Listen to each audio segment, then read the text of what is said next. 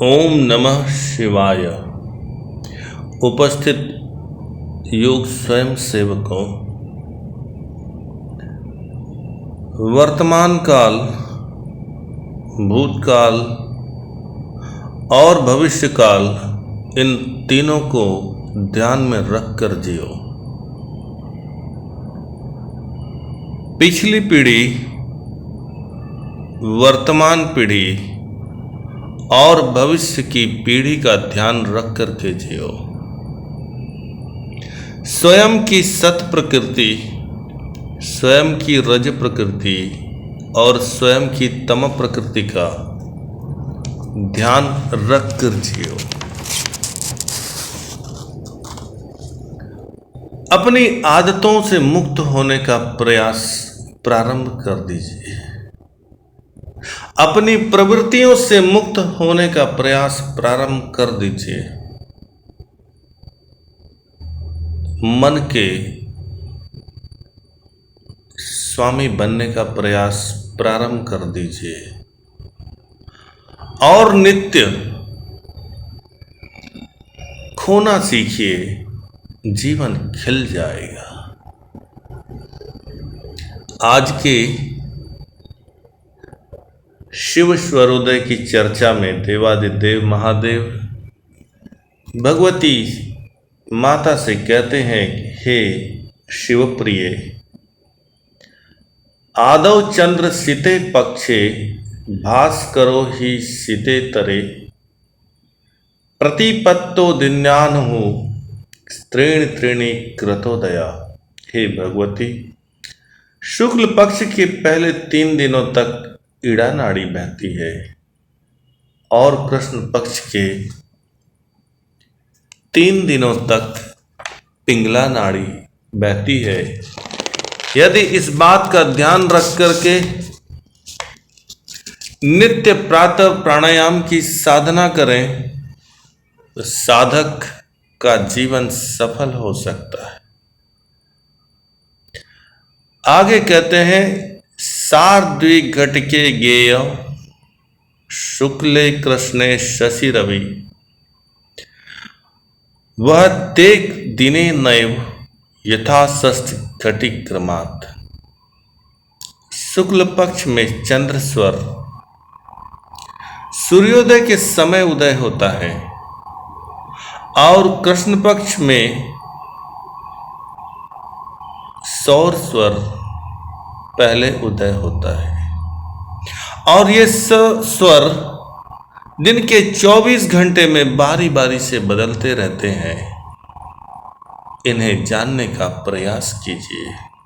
आगे भगवान कहते हैं, वहे युद्ध घटी मध्य पंच तत्वानि निर्दिशेत, प्रतिपत्तो दिनान्या विपरीते विवर्जित।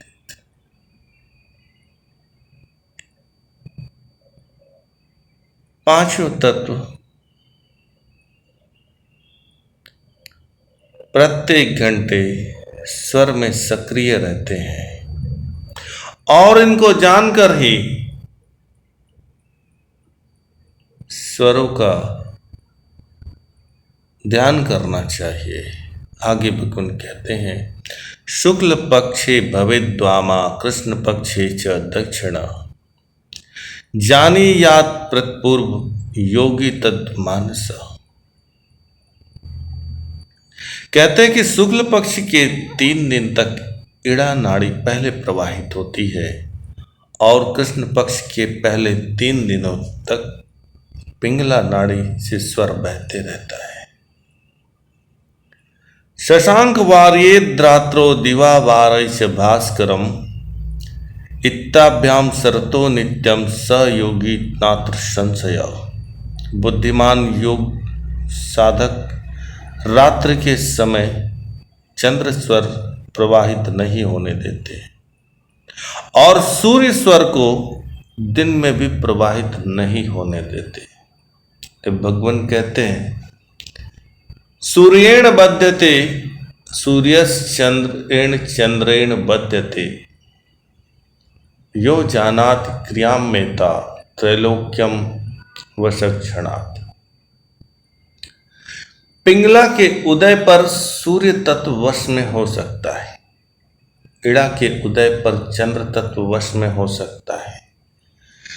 जो साधक यह जानता है तीनों लोग उसके वश में हो सकते हैं, लेकिन इसके अनुभूति के लिए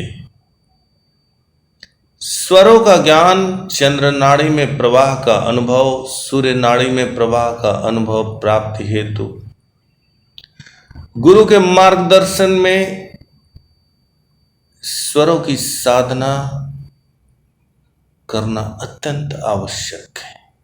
आगे भगवान कहते हैं, उदयम चंद्र मार्गेण सूर्याणस मनम यदि तदा ते गुण संघाता विपरीतम विवर्जयेत। यदि सूर्योदय के समय चंद्र का स्वर शुरू हो और सूर्यास्त के समय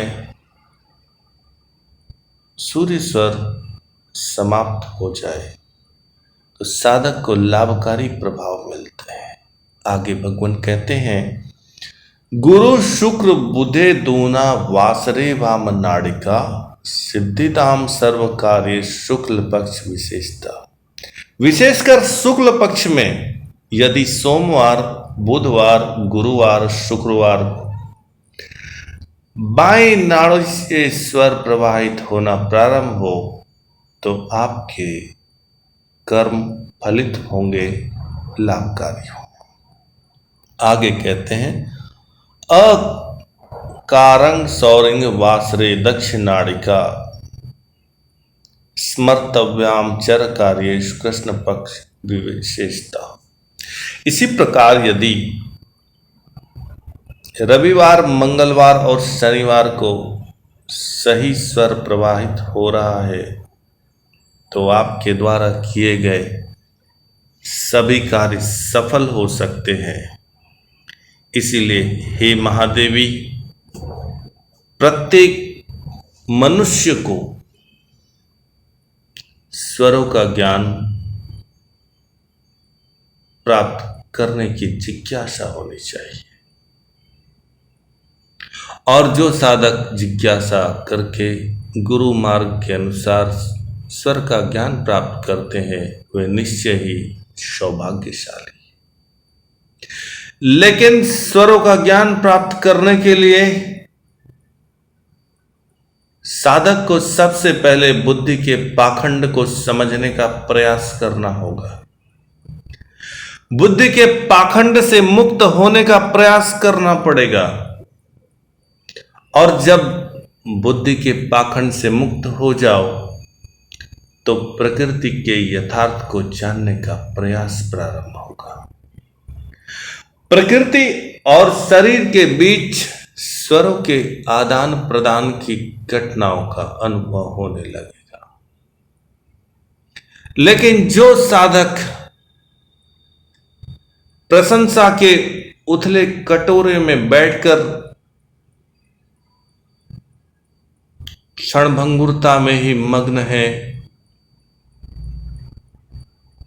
ऐसे साधकों का जीवन व्यर्थ हो सकता है। कुछ ऐसे भी साधक हैं जो हवाई बातों पर विश्वास करके चमत्कार की आशा लगा करके मन को भटकाते हुए जीवन व्यर्थ गंवा सकते हैं। कुछ ऐसे भी साधक हैं जो स्वयं को अंधेरी गुफा में रखकर छल कपट के द्वारा धन ज्ञान अर्जित करके सिद्धियों की लालसा करते हैं। उनका जीवन भी व्यर्थ जा सकता है। सिद्धियां, सफलता, सुख, स्वास्थ्य तो केवल स्वरों के ज्ञान से संभव है, और स्वरों के ज्ञान के लिए बुद्धि का पाखंड छोड़ना और प्रकृति का यथार्थ जानना आवश्यक है।